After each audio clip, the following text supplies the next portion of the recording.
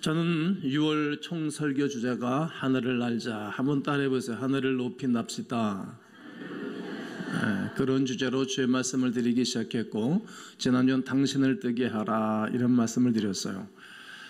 요한 사도의 편지 속에 가이오 장로가 들어가 있었고, 디오드레베가 있었고, 데오드리베가 있었습니다.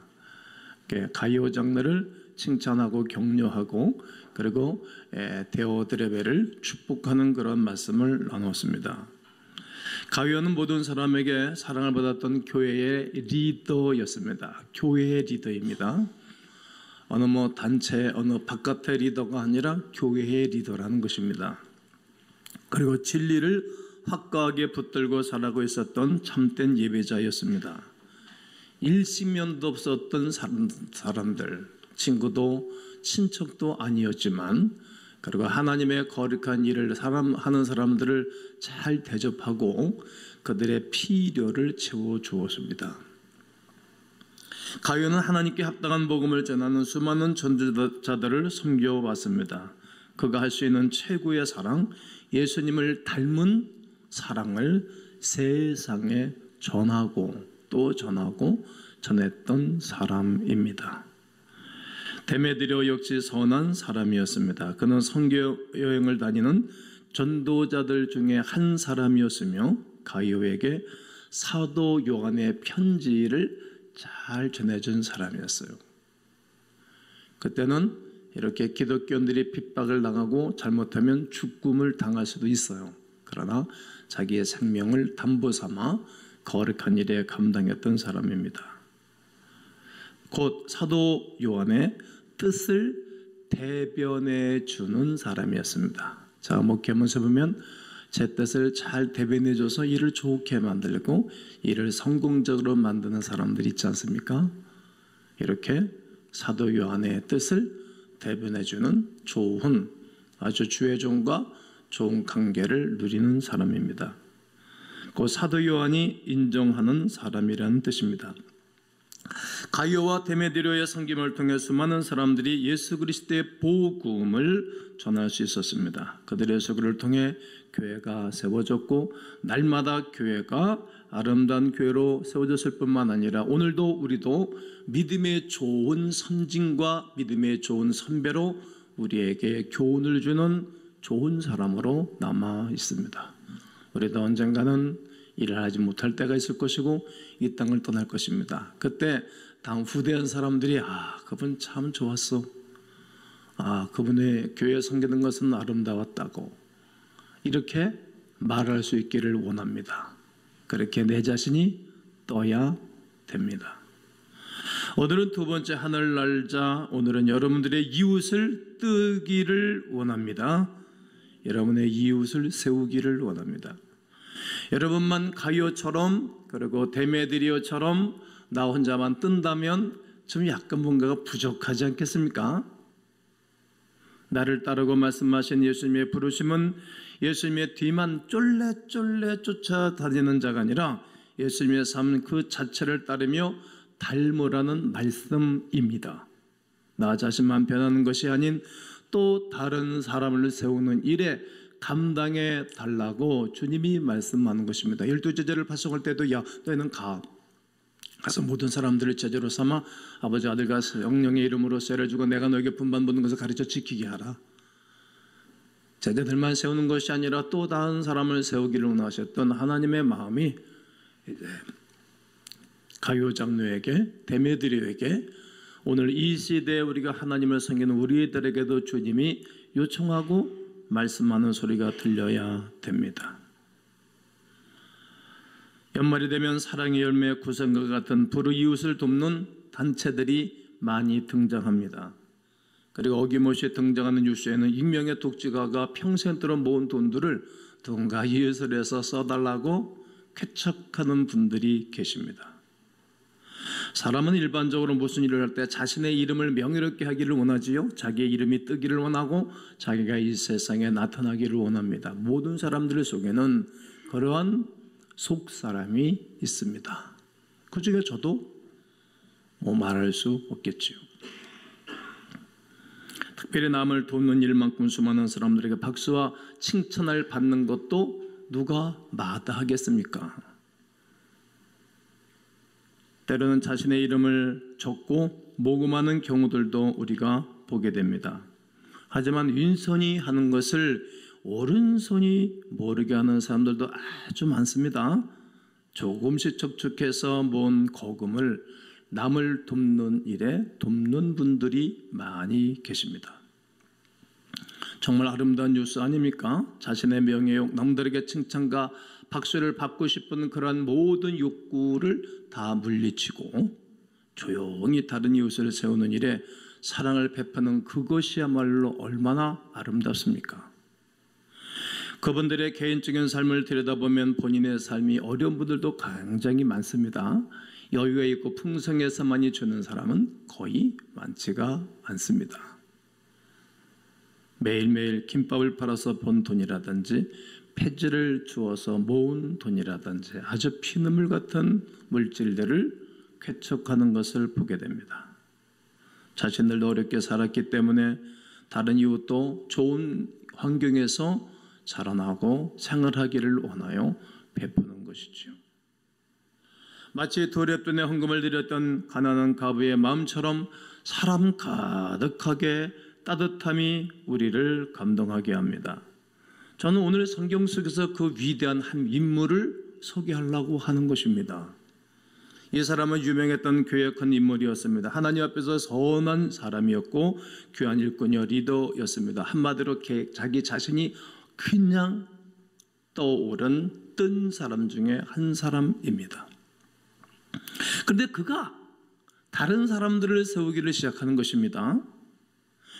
아직까지 자기 신이 받아왔던 박수와 칭찬, 수많은 존경과 명예가 시들어버리고 점점 그가 뜨도록 도왔던 사람에게 집중됩니다. 그럼에도 불구하고 그는 그의 이웃을 뜨게 하여 하나님 나라의 역사에 귀하게 동참했던 이야기가 오늘 성경 본문에 읽어드린 말씀 속에 한 인물입니다. 그가 누구입니까? 이 본문에서 읽을 때 여러분들이 눈치채고 알았을 것입니다. 바나바입니다. 자, 번역하면 개역 성경에는 권위자 이렇게 말합니다. 권위자. 무슨 자라고요? 권위자라고도 말합니다. 바나바는 많은 사람들에게 본이 되었던 인물이라는 말입니다. 사도전 4장을 보면 이미 많은 사람들이 자신의 밭이나 집을 팔아서 헌금했던 기사가 많이 있어요. 그 중에 아나니아 삽비라 같은 사람들이 욕심이 생겨서 거짓말하고 하루아침에 부부가 죽어버리죠. 하나님이 치워쳐버려요. 그 인생을. 거짓말하는 사람 제일 싫어하는 거죠, 하나님이. 그런 사람도 있는 것 보면 많은 이들이 초대교회에 그렇게 헌신자들이 있었습니다. 그런데 유독 왜 바나바의 이름만 기록하고 있는 이유는 무엇일까요? 생각해 봐야 되겠죠. 많은 사람들이 그렇게 했는데 바나바만 띄우는 거예요. 이 사도행전 누가 기록했죠? 의사 출신이었던 누가가 기록을 했어요. 똑똑한 사람이거든요. 그리고 다른 사람들은 이 중간에 같이 동역하고 사이가 다 가버렸고 누가만 나와 함께 했느냐. 누가는 끝까지 붙은 거예요. 바울사도의 주치처럼 말이죠. 동역자로. 누가가 특별히 바나바에 대해서 띄우고 있어요. 이유가 무엇일까요? 그것은 큰 은혜를 받고 나눔을 실천하며 헌금을 하였던 사람들의 뭘 띠는 사람이다? 대표성을 띠는 사람이라는 거예요. 대표성. 마지막 설교가 너희들의 당신의 가문을 뜨게 하라, 교회를 뜨게 하라, 다음 주가 가문을 뜨게 하라 그런 거잖아요. 여러분 가문을 띄게 해야 되는데 대표성이 있어요. 어느 한 인물이 있어요. 집안마다.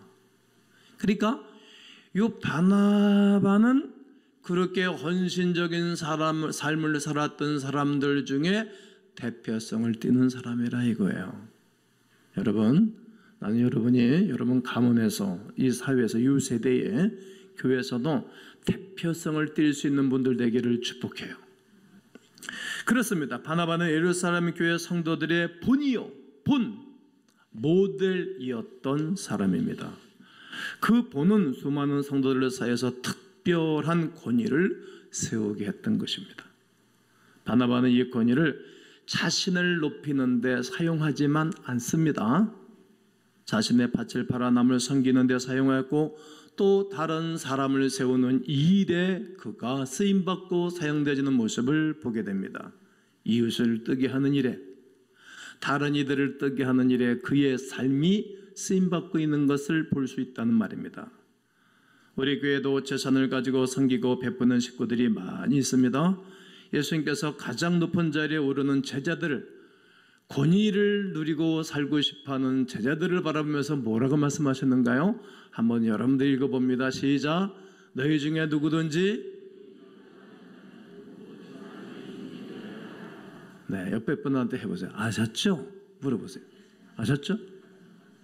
여러분 기업과 여러분 모든 삶 속에 으뜸되게 원하십니까? 뭐 종이 되는 거예요. 섬기라는 거죠.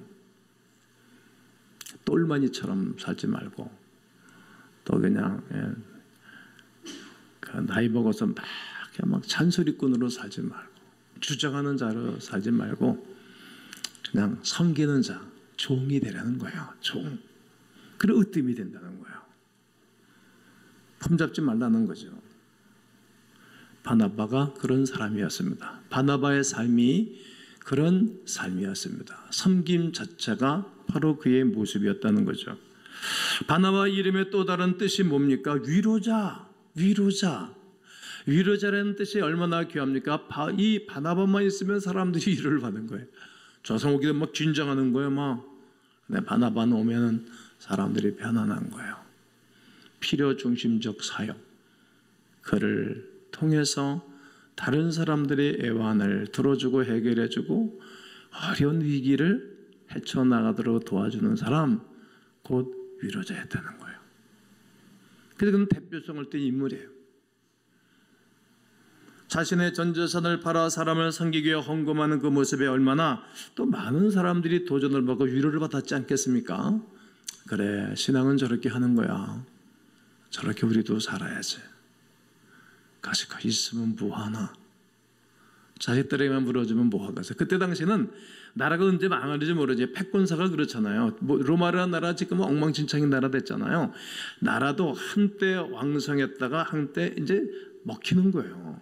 패권사가 그렇게 움직였잖아요. 경제사도 그렇게 움직이잖아요.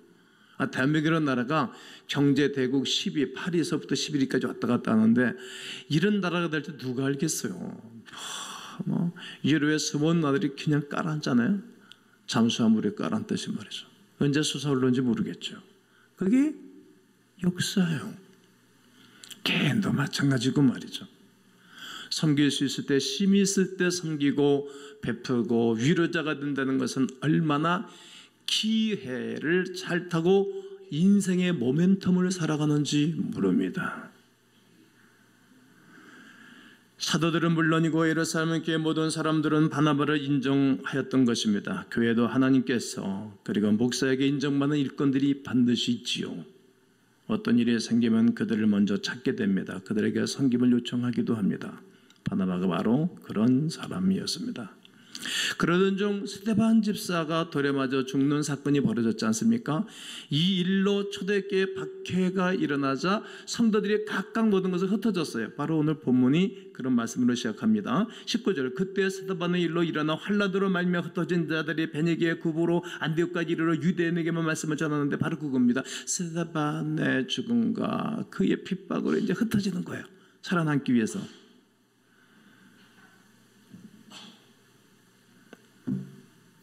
그러나 성도들은 흩어지고 정든 식구들과 끼리끼리 모여서 흩어졌지만 그들이 가서 가만히 있지 아니하고 다른 이들에게 복음을 전하는 거예요. 오히려 힘들고 어려울 때가 은혜 받을 때이고 하나님을 위해서 살아가는 아름다움이 있었답니다. 그래서 복음을 전하니까 수없는 사람들이 믿고 주께로 돌아왔다.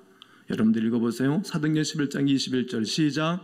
주의 손이 그들과 함께 하시며 수많은 사람들이 믿고 그렇습니다.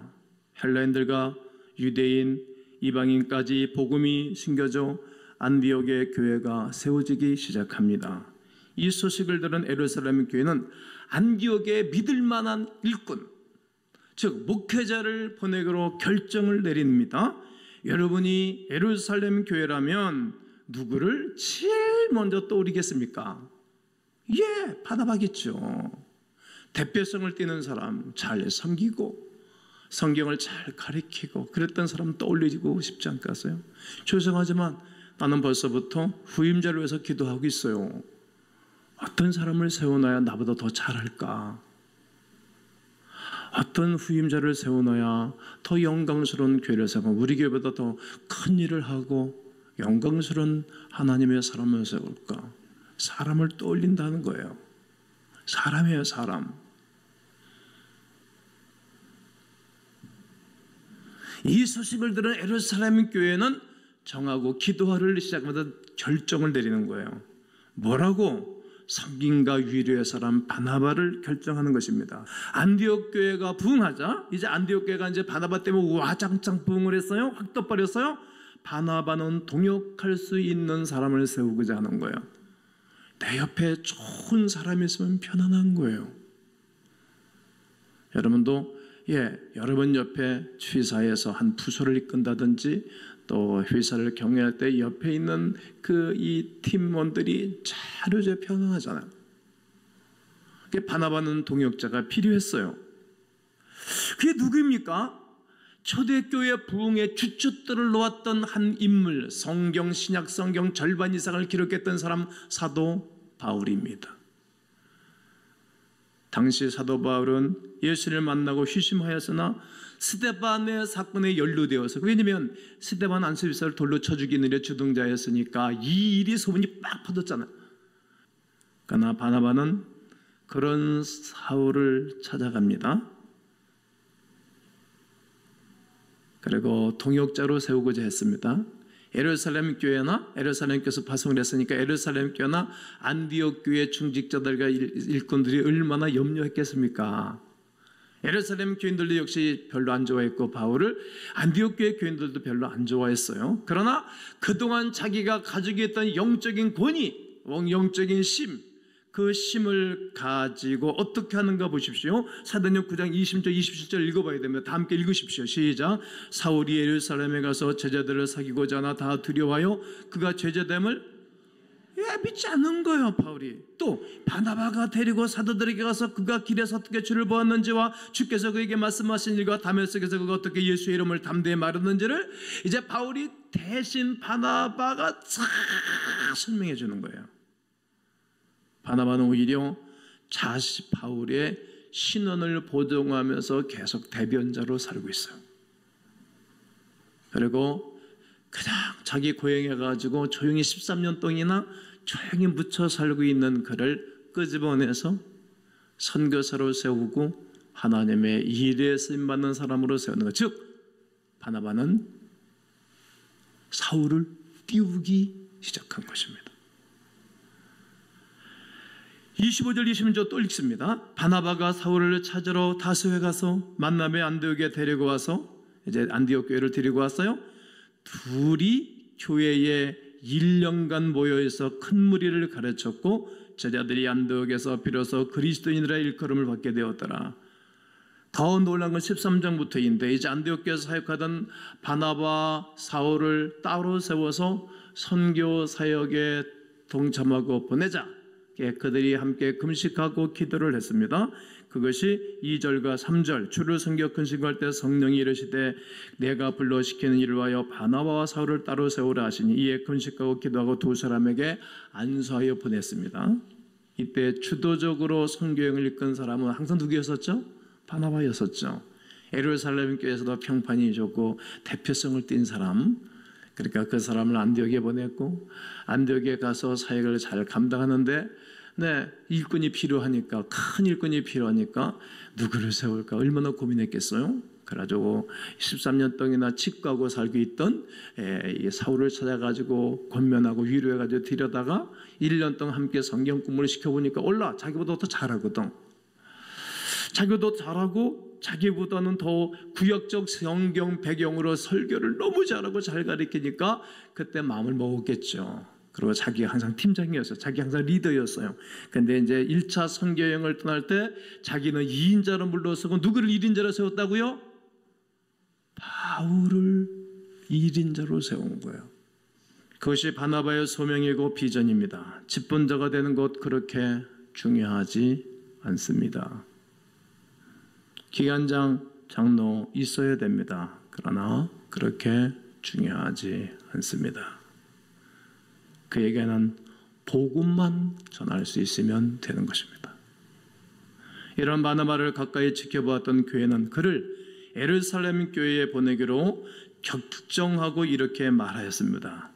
사람을 택하여 우리 주 예수 그리스도의 이름을 위하여 생명을 아끼지 아니한 자, 예수 그리스도의 이름과 복음을 위하여 생명을 아끼지 아니하는 자, 우리가 사랑하는 바나바, 교인들이 바나바를 사랑했던 거죠. 그렇게 정말 진정한 사람이었기에 바울과 함께 너희에게 보내기로 어떻게 결정했다고요? 만장일치로. 야, 어쩜 이렇게 좋은 일꾼도, 그 교회도 또 그렇지. 그 교회가 바울과 바나바가 빠져나가면 어떻게 보면 휘청될 수 있거든요.